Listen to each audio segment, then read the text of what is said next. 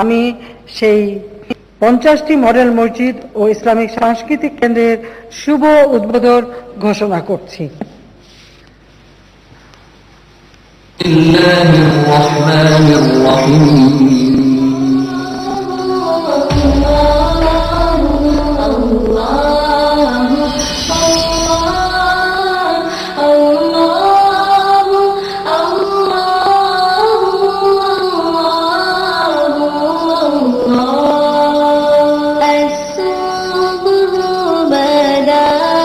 সন্তুষ্টির জন্য পৃথিবীতে মসজিদ তৈরি করলো, আল্লাহ সুবহানাহু ওয়া তাআলা তার জন্য জান্নাতের মধ্যে এর চেয়ে উত্তম গৃহ নির্মাণ করে দিবেন।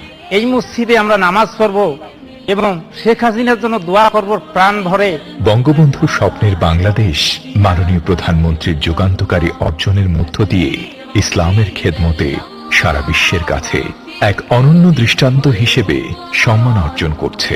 মহিলাদের জন্য যে একটা স্থান করছে যে নামাজের জন্য, সবার পক্ষ থেকে আমি প্রধানমন্ত্রীকে অনেক অনেক ধন্যবাদ জানাচ্ছি। আল্লাহ তাআলা তার নেক হায়াত দারাজ করেন এবং উনি যেন এরম মহৎ আরো যেন ভালো ভালো কাজ করেন, তার জন্য আমরা আল্লাহর কাছে দোয়া প্রার্থনা করি। এভাবে মহান রাব্বুল আলামিনের রহমতে কোটি মানুষের প্রার্থনায় ভালো থাকুক আমাদের প্রধানমন্ত্রী। আজকের অনুষ্ঠানের সভাপতি এবং সহকর্মীবৃন্দ, সম্মানিত উলামায়ে কেরাম এবং উপস্থিত সুধী মণ্ডলী, আসসালামু আলাইকুম।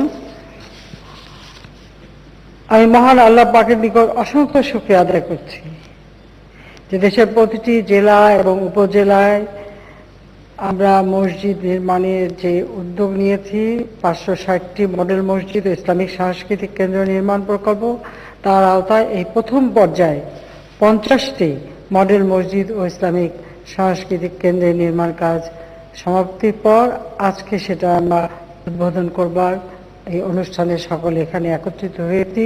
এই অনুষ্ঠানে যারা উপস্থিত রয়েছেন এবং যারা আমাদের সাথে সংযুক্ত রয়েছেন সবাইকে আমার আন্তরিক শুভেচ্ছা জানাচ্ছি, মোবারকবাদ জানাচ্ছি। আমি গভীর শ্রদ্ধার সাথে স্মরণ করছি সর্বকালের সর্বশ্রেষ্ঠ বাঙালি জাতির পিতা বঙ্গবন্ধু শেখ মুজিবুর রহমানকে, যার নেতৃত্বে আমরা স্বাধীনতা অর্জন করেছি। শ্রদ্ধা জানাই জাতীয় চার নেতার প্রতি, 30 লক্ষ শহীদের প্রতি, 2 লক্ষ মা বোনের প্রতি। আমি স্মরণ করি 15ই আগস্ট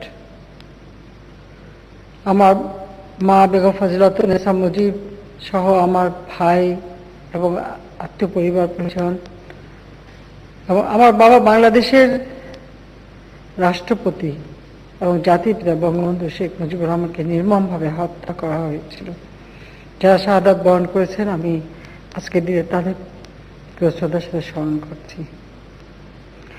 আল্লাহর কাছে শুকরিয়া আদায় করি এবং বাংলার জনগণের কাছে আমার কৃতজ্ঞতা জানাই যে তারা নির্বাচিত করেছিল আমাকে এবং আল্লাহর রহমতে আমি সরকার আসতে পেরেছিলাম বলে এই ঘৃণ্য হত্যার বিচার করতে সক্ষম হয়েছি। সেজন্য আমি দেশবাসীর প্রতি সারা জীবনে কৃতজ্ঞ থাকব। উপস্থিত সুধী মণ্ডলী, জাতির পিতা বঙ্গবন্ধু শেখ মুজিবুর রহমান সবসময় কিন্তু বিশ্বাস করতেন ইসলাম শান্তির ধর্ম এবং ইসলাম ধর্মের যে মাহাত্ম্য সেই কথাটা তিনি সবসময় বলতেন।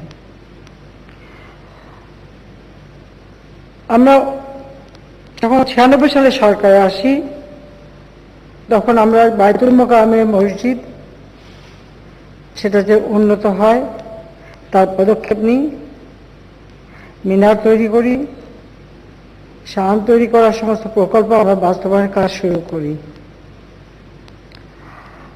কোরআন শরীফ আধুনিক ডিজিটাল পদ্ধতিতে কোরআন শরীফ, যেখানে আরবি সাথে বাংলা উচ্চারণ এবং তর্জমা এবং ইংরেজি উচ্চারণ এবং তর্জমা সহ এই ডিজিটাল কোরআন শরীফ আমরা তৈরি করি। ইসলামিক ফাউন্ডেশন জাতির পিতা করে গিয়েছিলেন, কিন্তু ইসলামিক ফাউন্ডেশনের কোনো জেলায় কোনো স্থায়ী অফিস ছিল না বা সেখানে যারা কর্মরত ছিল তাদের কোনো রাজস্ব খাতে ছিল না। আমরা সমগ্র বাংলাদেশেই এই ইসলামিক ফাউন্ডেশনের অফিস প্রতিষ্ঠা করি কারণ জাতির পিতা বঙ্গবন্ধু শেখ মুজিবুর রহমান ছিলেন একজন ধর্মপ্রাণ খাঁটি মুসলমান। তিনি সকল ধর্মের প্রতি মর্যাদা যেমন দেখিয়েছেন, আর ইসলাম ধর্মের প্রচার প্রসারেও তিনি সবসময় পদক্ষেপ নিয়েছিলেন। এবং ইসলাম ধর্ম শান্তির ধর্ম, ইসলাম ধর্ম পবিত্র ধর্ম। তিনি বলেছিলেন, আমি একটু কোট করি, আমরা লেবাস সর্বস্ব ইসলামে বিশ্বাসী নই, আমরা বিশ্বাসী ইনসাফের ইসলামে। আমাদের ইসলাম হযরত রাসূল করিম সাল্লাল্লাহু আলাইহি সাল্লামের ইসলাম, যে ইসলাম জগৎবাসীকে শিক্ষা দিয়েছে ন্যায় ও সুবিচারের অমোঘ মন্ত্র। আনকোড। তিনি প্রকৃতপক্ষে এটাই বিশ্বাস করতেন। আজকে তার সে আদর্শ নিয়েই আমরা কাজ করছি। মাত্র 3.5 বছর তিনি হাতে সময় পেয়েছিলেন, আর এই সময়ের মধ্যেই তিনি বিশেষ অবদান রেখে যান। কারণ তিনি ইসলামিক ফাউন্ডেশনটা প্রতিষ্ঠাই করেছিলেন যেন ইসলাম ধর্মটা ভালোভাবে প্রচার হয়, এর মর্ম বাণীটা যেন মানুষ বুঝতে পারে, জানতে পারে। তিনি মাদ্রাসা শিক্ষা বোর্ড প্রতিষ্ঠা করেন। রেসকোর্স ময়দান, যেটা সরোজদি উদ্যান, সেখানে সেই রেসকোর্স খেলা বন্ধ করে দেন। সেই সাথে সাথে মদ নিষিদ্ধ করেন। টঙ্গীতে বিশ্ব ইজতেমা যাতে বাংলাদেশে হয়, এটা একটা আন্তর্জাতিক পর্যায়ে ছিল যে কোথায় হবে। জাতির পিতার উদ্যোগেই এই তবলিগ জামাত বাংলাদেশে হওয়ার একটা সুযোগ সৃষ্টি হয়, এবং সেখানে তিনি বিশ্ব ইজতেমার জন্য টঙ্গীতে বিশাল আকারে জায়গা দিয়ে দেন। কাকরাইলে একটা ছোট্ট মসজিদ ছিল, এই জায়গাটাও জাতির পিতা তিনি তবলিগ জামাতের জন্য দিয়ে গিয়েছিলেন, তবলিগ মার্কাজ মসজিদের জন্য। বেতা টেলিভিশনে শুরুতে যাদের কোরআন তেলাওয়াত দিয়ে শুরু হয়, সেই ব্যবস্থাটাও তিনি করেন। সবথেকে বড় কথা হলো যে মুসলিম বিশ্বের সাথে একটা সম্পর্ক স্থাপনের জন্য ওআইসি সম্মেলনে তিনি যোগদান করেন এবং বাংলাদেশকে ওআইসি সদস্যভুক্ত রাষ্ট্র তিনি করে দিয়ে গিয়েছিলেন। 1972 সালে বায়তুল মাকাম জাতীয় মসজিদে অনুষ্ঠিত পবিত্র সিরাতুন নবী সাল্লাল্লাহু আলাইহি সাল্লামের মাহফিলে জাতির পিতা বলেছিলেন, আমি কোট করি, ধর্ম নিয়ে ব্যবসা আর নয়, ধর্মের নামে শোষণ উৎপীড়ন আর চলবে না। রাজনীতির ক্ষেত্রে ধর্মকে টেনে এনে স্বার্থ হাসিলের অপচেষ্টা আর কেউ করতে পারবে না। এরপরেও যদি কেউ ধর্মকে মূলধন করে ব্যবসায় নামেন, তবে তাকে সমুচিত ফল ভোগ করতে হবে। এদেশের 7.5 কোটি মানুষের সবাই তাদের নিজ নিজ ধর্মীয় অধিকার পূর্ণভাবে ভোগ করতে পারবে, কারো ধর্মীয় অধিকারে কেউ হস্তক্ষেপ করতে পারবে না। আনকোড। তিনি এটাই বিশ্বাস করতেন, এবং আমাদের সংবিধানে তিনি যে ধর্ম নিরপেক্ষতা দিয়েছেন, এর অর্থ হচ্ছে যার যার ধর্ম শেষে স্বাধীনভাবে পালন করতে পারবে। কিন্তু ধর্ম তিনি নিষিদ্ধ করেননি, ধর্ম পালনের স্বাধীনতাকে নিশ্চয়তা দিয়েছিলেন জাতির পিতা বঙ্গবন্ধু শেখ মুজিবুর রহমান। বাংলাদেশের আমরা মুসলিম অধ্যুষিত দেশ, তাই এখানে ইসলামের মূল্যবোধ এবং চর্চা যাতে ভালোভাবে হয়, ইসলামিক সংস্কৃতির বিকাশ যেন হয়, আর ইসলামের মর্ম বাড়িটা যেন মানুষ বুঝতে পারে, সেটাই হচ্ছে সব থেকে বড় কথা। আমরা দেখেছি এই ধর্মের নাম নিয়ে কিভাবে জঙ্গিবাদ সৃষ্টি করা হয়েছে। কিছু লোক আমাদের দেশে না, শুধু সারা বিশ্বব্যাপী আমরা দেখেছি ধর্মের নামে মানুষ খুন করা, জঙ্গিবাদ সৃষ্টি করা, এবং মানুষকে খুন করলেই নাকি বেহেশতে চলে যাবে। সেখানে আমার প্রশ্ন, যে যারা এ পর্যন্ত খুন খারাপি করেছে তারা কে কে বেহেশতে গেছে, সেটা কি কেউ বলতে পারবে? সেটা বলতে পারবে না। কিন্তু সব থেকে সর্বনাশ করে গেছে পবিত্র ইসলাম ধর্ম, যে ধর্ম শান্তির ধর্ম, যে ধর্ম মানুষকে সব অধিকার দিয়ে গেছে। আমি তো মনে করি সারা বিশ্বের সর্বশ্রেষ্ঠ ধর্ম হচ্ছে ইসলাম ধর্ম। কিন্তু দুর্ভাগ্য আমাদের, এই মুষ্টিমেয় লোক জঙ্গিবাদ সৃষ্টি করে, মানুষ হত্যা করে, বোমা মেরে, খুন খারাপি করে আমাদের এই পবিত্র ধর্মের নামে বদনাম সৃষ্টি করছে, যেটা আমাদের ধর্মের পবিত্রতাটাকে শুধু নষ্ট করছে না, এর ইমেজটাও নষ্ট হচ্ছে সারা বিশ্বে। এবং সারা বিশ্বে সবসময় দেখা যাচ্ছে যে জঙ্গিবাদ হলেই যেন ইসলামিস্ট, মানে জঙ্গি, এই ধরনের একটা নাম দেওয়া। আমি আন্তর্জাতিকভাবে যেখানে যে সম্মেলনে গেছি, যখনই কেউ এ ধরনের কথা তুলেছে, আমি সবসময় সেটা তার প্রতিবাদ করেছি, যে মুসলিমের লোকের জন্য একটা ধর্ম কিভাবে মানে কোনো সময়ই অপরাধী করা যায় না। কিন্তু আমি আশা করি যে এই জঙ্গিবাদ বা সন্ত্রাসের সাথে যারা জড়িত, আমাদের ওলামা একরামগণ এখানে আছেন, আমাদের প্রত্যেকটি অভিভাবক, শিক্ষক, রাজনৈতিক নেতা কর্মী থেকে সকলকে আমি আহ্বান জানাবো যে এই পথ সর্বনাশা পথ, এই পথ থেকে আমাদের যুব সমাজ যেন দূরে থাকে, তার জন্য সকলের প্রচেষ্টা চালাতে হবে। কারণ ধর্ম চর্চা করতে হলে আল্লাহর উপর বিশ্বাস রাখতে হবে, নিজের উপর বিশ্বাস রাখতে হবে, মানুষের সেবা করতে হবে, মানুষের কল্যাণ করতে হবে। মানুষের অকল্যাণ করে, একটা মানুষ হত্যা করে, একটা পরিবারকে ধ্বংস করে কেউ বেহেশতে যেতে পারবে না, এটা সম্পূর্ণ ভুল কথা। যেখান থেকে আমাদের দেশের মানুষকে দূরে সরাতে হবে। আমি এই সারা বাংলাদেশে মসজিদ করবার সিদ্ধান্ত আমাদের বহু পূর্বেই ছিল, আমাদের প্রচেষ্টাও ছিল। আমরা আমাদের নির্বাচনী ইস্তেহারেও এটা দিয়েছিলাম যে আমরা একটা মডেল মসজিদ, সেই সাথে সাথে এই মসজিদের মাধ্যমে আমাদের ইসলাম সংস্কৃতি, ইসলামের মানে ধর্মীয় শিক্ষা, প্রশিক্ষণ, দ্বীনি দাওয়াতি কার্যক্রম, সেগুলি যাতে সঠিকভাবে মানে প্রচার প্রসার করা যায়, সৃষ্টি করা যায়, এবং সন্ত্রাস, জঙ্গিবাদ ও নারী প্রতি সহিংসতা রোধ, সরকার এগুলি থেকে যেন মানুষ দূরে থাকে।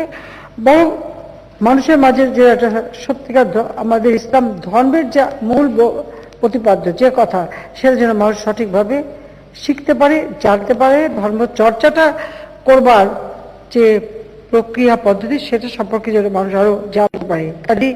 কারণ জ্ঞানে বিজ্ঞানে সব দিক থেকে আমরা যদি দেখি সারা বিশ্বে সবকিছুতে তো মুসলমানরা আগে বেরিয়ে এসেছে, সব সময় মুসলমানরাই সামনে ছিল।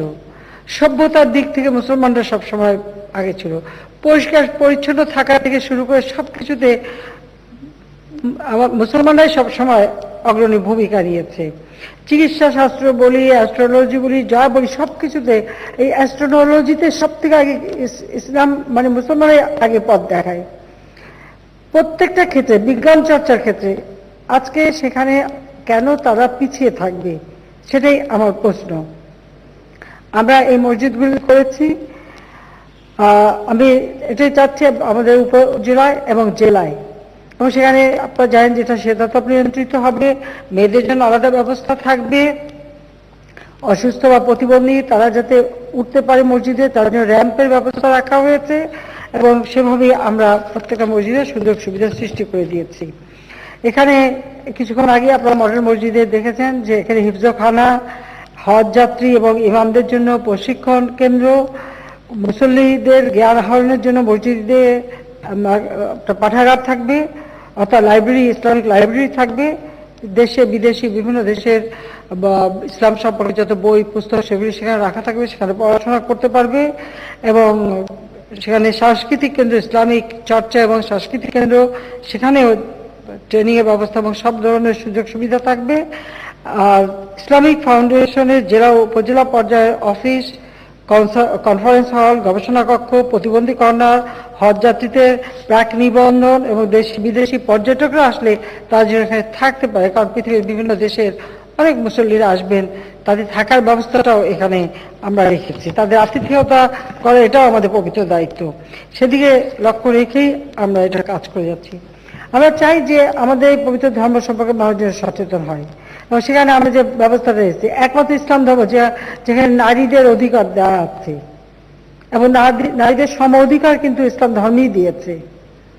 আমরা কি মানে পৈতৃক সম্পত্তিতে নারীদের যে অংশ, সেটা আবার স্বামীর সম্পত্তিতে নারীদের অংশ, সেটাও কিন্তু ইসলাম ধর্মই দিয়েছে, অন্য কোনো ধর্মে কিন্তু এটা নাই, শুধুমাত্র ইসলাম ধর্মেই আছে। সব দিক থেকে নারীদের সুযোগ সুবিধা সেটা আমাদের পবিত্র ইসলাম ধর্ম দিয়ে গেছে। কারণ আর দেবে নাই বা কেন, প্রথম ইসলাম ধর্ম যখন প্রচার আমাদের নবী করিম সাল্লাল্লাহু আলাইহি ওয়াসাল্লাম শুরু করেন, তখন তো একজন নারী প্রথম ইসলাম ধর্ম গ্রহণ করেছিলেন, এবং তিনি তার সবকিছু দিয়ে সহযোগিতা করেছিলেন নবীজিকে ইসলাম ধর্ম প্রচারের জন্য।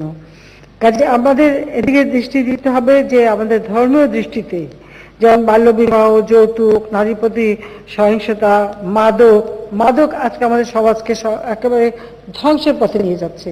এই মাদকের হাত থেকে যেন মানুষ মুক্ত হতে পারে, তার জন্য সকলকে আরো সচেতন হতে হবে। এবং আমরা যে পদক্ষেপটা নিয়েছিলাম যে প্রত্যেকটা উপজেলা এবং সর্বক্ষেত্রে সকল ধর্ম বর্ণ সবাইকে নিয়ে সকল শ্রেণী পেশার মানুষকে নিয়ে কমিটি করে এই সন্ত্রাসের বিরুদ্ধে আমরা যে পদক্ষেপ নিয়েছি, আমাদের এই মাদক, নারী নির্যাতন বা শিশু নির্যাতন বা এই পাশবিকতা এর বিরুদ্ধেও আমাদের এই সমাজে সচেতনতা সৃষ্টি করতে হবে।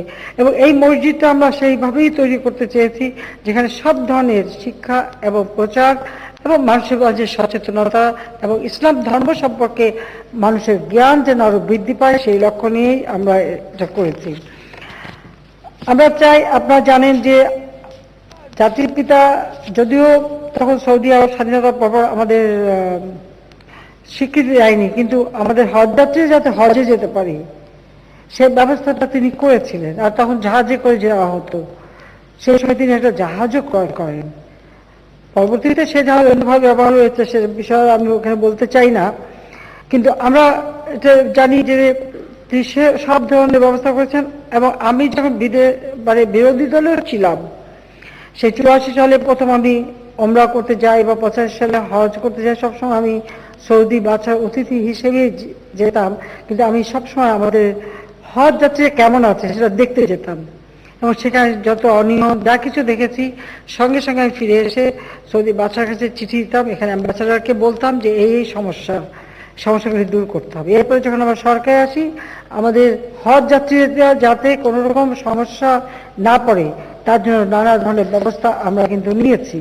এবং সেই সাথে সাথে আমরা যখন ডিজিটাল বাংলাদেশ করলাম, হজ যাত্রীরা যাতে ডিজিটাল পদ্ধতিতে নিবন্ধিত হতে পারে, তাই নিবন্ধিত আগে থেকে হয়ে থাকবেন, সেখানে তাদের কোনো কষ্ট করতে হবে না, সেই ব্যবস্থা আমরা নিয়েছি যে প্রাক নিবন্ধন থাকবে। যখন হজ সৌদি বাদশা কতজন নিতে পারেন সেটা ঘোষণা দিলে সেই অগ্রাধিকার ভিত্তিতে তারা হজে যেতে পারবে, সেই ব্যবস্থাটা আমরা করেছি। মোবাইল ফোনের আমরা অ্যাপ তৈরি করে তার মাধ্যমে যেন SMS এর মাধ্যমে হজযাত্রীরা সব ধরনের সুযোগ সুবিধাটা জানতে পারে, মানে হজ পালনের সেই ব্যবস্থাটাও আমরা করে দিয়েছি। আধুনিক প্রযুক্তি ব্যবহার করে হজ সম্পর্কে সকল তথ্য এবং সেবা নিশ্চিত করার ব্যবস্থা ইতিমধ্যে আমরা নিয়েছি। তাছাড়া হজ যাত্রীদের ভিসা, পাসপোর্ট, আবাসন, মেডিকেল সুবিধা, সৌদি আরব গমন এবং প্রত্যাগমন এই সকল বিষয় কিন্তু সহজ করে দেওয়া হয়েছে। আগে একজন হজ যাত্রী যখন যেতেন, এটা আমি নিজেও দেখেছি, জেদ্দা টার্মিনালে তাদেরকে বসে থাকতে হতো একটা অনিশ্চয়তার মধ্যে। সেখানে বসা, মাটিতে বসে আছে, কেউ শুয়ে আছে, কেউ কখন যাবে, কিভাবে যাবে, কোনো নিশ্চয়তা ছিল না। আওয়ামী লীগ সরকারে আসার পর আমরা আমাদের জেদ্দা টার্মিনালে আলাদা টার্মিনাল আমরা নিয়েছিলাম, জায়গা নিয়েছিলাম, নেওয়া আছে আমাদের, যে আমাদের বাংলাদেশ থেকে যাওয়া যাবে তারা সেখানে থাকবে এবং সঙ্গে সঙ্গে সেখান থেকে বাসে করে যাতে পবিত্র মক্কা শরীফে তারা চলে যেতে পারেন সেই ব্যবস্থাটা কিন্তু আমরা নিয়েছি। অর্থাৎ আওয়ামী লীগ সরকার আসার পর থেকেই কিন্তু এই হজ যাত্রীদের নানা অসুবিধাগুলি একে একে দূর করা। এবং এখানে যে আমাদের আজ শোনা যে হজ যাত্রীদের জন্য জায়গা, তাদের ইমিগ্রেশনের কাজটা এয়ারপোর্টের ভিতরে যাওয়া দরকার নাই, সেখানে বসেই যেন হতে পারে, আমরা সেই ব্যবস্থাটাও কিন্তু করে দিয়েছি। এবং সৌদি বাদশার সঙ্গে আলাপ করে, সৌদি সরকার এর সঙ্গে আলাপ করে আমরা সেই অনুমোদন নিয়েছি, যেখানে বসেই সবকিছু হয়ে যাবে এবং তারা খুব সহজভাবে বিমানে চলে যাবে। আর আগে তো বিমান ভাড়া করতে হতো, আল্লাহর রহমতে এখন আমরা বিমানও ক্রয় করেছি, এখন আর আমাদের ভাড়া করা লাগে না, আমাদের নিজেদের বিমানে আমরা এখন হাজিদের পাঠাতে পারি, সেই ব্যবস্থা আমরা নিয়েছি। এবং আমাদের ঢাকা বিমানবন্দরে যেমন ইমিগ্রেশনের ব্যবস্থা করে দেওয়া হয়েছে, আবার জেদ্দা থেকে বা মক্কা বা মদিনা শরীফ থেকে আসার সময় যেন সুবিধা হয়। এবং একটা হজ অফিস মক্কা শরীফে এবং মদিনা শরীফেও আমরা করেছি, যাতে সব ধরনের হাজিদের সুবিধা অসুবিধা জানার জন্য সেই ব্যবস্থাটা থাকে, সেদিকে বিশেষভাবে দৃষ্টি দিয়ে আমরা সব ধরনের ব্যবস্থা নিয়েছি। আমাদের যখন হাজিদের নামিয়ে দিয়ে আসে তখন জমজমের পানিটা আনতে গেলে অনেক সমস্যা হতো, ওজনের সমস্যা হতো। তো এই খালি প্লেনে জমজমের পানি আগেই নিয়ে এসে রাখে এবং যাদের যাদের পানি তারা নিতে পারেন এয়ারপোর্ট থেকে, সেই ব্যবস্থাটাও এই হজ ক্যাম্প থেকেই নিতে পারেন, সেই ব্যবস্থাটাও কিন্তু আমরা করে দিয়েছি। অর্থাৎ সব ধরনের ব্যবস্থা আমরা করেছি, কারণ আমরা আমাদের দেশে সবসময় চেষ্টা করেছি আমাদের অনেক পুরনো ঐতিহ্যবাহী মসজিদ আছে সেগুলি সংরক্ষণ করা এবং সেগুলি দর্শনীয় হিসেবে আরো উন্নত করা। সেই সাথে সাথে আমরা আগেই বলেছি যে বায়তুল মোকাররমের মসজিদে মিনার, তারপর শাহান নির্মাণ, মেয়েদের নামাজের জায়গা সব আমরা করেছি। তাছাড়া মসজিদ ভিত্তিক শিক্ষা ব্যবস্থা সেটাও আমরা করে দিয়েছি এবং সেখানে আমরা বিশেষ অনুদান দিচ্ছি। ইমাম মুয়াজ্জিনদের জন্য কল্যাণ ট্রাস্ট আমি করে দিয়েছি। এটা আমি যখন প্রথম সরকার এসেছিলাম তখন আমি করে দিয়েছিলাম, কারণ আমরা জানি যে একটা সময় অসুস্থ হয়ে গেলে তাদের কোনো সাহায্য করার কিছু থাকে না, বা তারা কোনো কিছু করতে চাইলে কেউ কোনো কাজ করতে পারে না। সেই জন্য এই ট্রাস্ট ফান্ড গঠন করে সিড মানিও আমরা দিয়েছি, যাতে করে আমাদের ইমাম মুয়াজ্জিন তারা যেন বিশেষ সুবিধা পান, তারা ঋণ নিতে পারে, অনুদান নিতে পারে, সেই ব্যবস্থাটা করে দিয়েছে। করোনা ভাইরাসের সময় আপনারা জানেন যে প্রত্যেকটা মসজিদের ইমাম মুয়াজ্জিনদের জন্য আমরা আর্থিকভাবে সহায়তা দিয়েছি। বিভিন্ন মাদ্রাসাগুলিতে আমরা দিয়েছি। কওমি মাদ্রাসা যেটা প্রকৃতপক্ষে কোনো স্বীকৃতি ছিল না, আমরা তার সনদের স্বীকৃতির ব্যবস্থা করে দিয়েছি। ইসলামিক বিশ্ববিদ্যালয় প্রতিষ্ঠা করে দিয়েছি যাতে সনদটা তারা পেতে পারে। সেভাবে ইসলাম প্রচার প্রসারে যা যা করণীয় আমরা সেই প্রচেষ্টা চালিয়ে যাচ্ছি এবং কাজ করে গেছি। তা আজকে আমি সত্যি খুব আনন্দিত যে আমরা আমাদের দেশ এগোচ্ছে, বিশ্ব এগিয়ে যাচ্ছে, তার সঙ্গে তাল মিলে আমরা এগিয়ে যাব। সেই সাথে সাথে ধর্ম পালন করা, যার যা ধর্ম শেষে পালন করবে, এটা তো আমাদের পবিত্র কোরআন শরীফেই আছে। সূরা কাফিরুনে স্পষ্ট বলা আছে লাকুম দীনুকুম ওয়ালিয়াদ দ্বীন, যার যা ধর্ম শেষে পালন করতে পারবে। কাজে ইসলাম ধর্ম হচ্ছে সব থেকে বড়, মানে আমি বলবো শান্তির ধর্ম, সব থেকে বড় ধর্ম, যে ধর্ম মানুষের অধিকার দেয়, মানুষকে মানুষ হিসেবে নিজেকে তৈরি করবার শিক্ষা দেয়। সেই শিক্ষাটাই সবাই নেবে, এটাই আমরা চাই। আমাদের প্রজন্মের পর প্রজন্ম সেভাবে তৈরি হবে, সেটাই আমাদের লক্ষ্য। যাই হোক, আমি অনেক বক্তব্য দিলাম, আর বেশি আমি বলতে চাই না। আমি আশা করি যে আমাদের এই মডেল মসজিদ এর মাধ্যমে ইসলামের বাণী প্রচার হবে, ইসলামের সংস্কৃতির প্রচার হবে এবং ইসলামের মর্ম বাণী দেশ বিদেশ সকল ধর্মের মানুষ উপলব্ধি করতে পারবে। সেই দিকে খেয়াল রেখে এটা আমাদের করা। আজকে সত্যি খুব আনন্দের দিন যে আমরা আমাদের মহান নেতা জাতির পিতা বঙ্গবন্ধু শেখ মুজিবুর রহমান, যিনি ইসলামের অনেক খেদমত করে গিয়েছিলেন, তারই পদক অনুসরণ করে, এবং তিনি ইসলামিক ফাউন্ডেশনটা তৈরি করে দিয়েছিলেন, কাজে তারই পদক অনুসরণ করে আজকে আমরা আমাদের বাংলাদেশে, যে বাংলাদেশের জন্য শুধু আমার বাংলাদেশের মানুষ না, আমাদের প্রবাসী এবং বিশ্ববাসীও যে দেখে যে হ্যাঁ বাংলাদেশ পারে, আল্লাহর রহমতে বাংলাদেশ এগিয়ে যাচ্ছে। জাতির পিতা যে যুদ্ধবিধ্বস্ত দেশকে স্বল্পোন্নত দেশে রেখে গিয়েছিলেন, তার সেই আদর্শ অনুসরণ করে, আমাদের স্বাধীনতা এবং মুক্তিযুদ্ধের আদর্শ অনুসরণ করেই আমরা আজকে বাংলাদেশকে উন্নয়নশীল দেশে উন্নীত করেছি।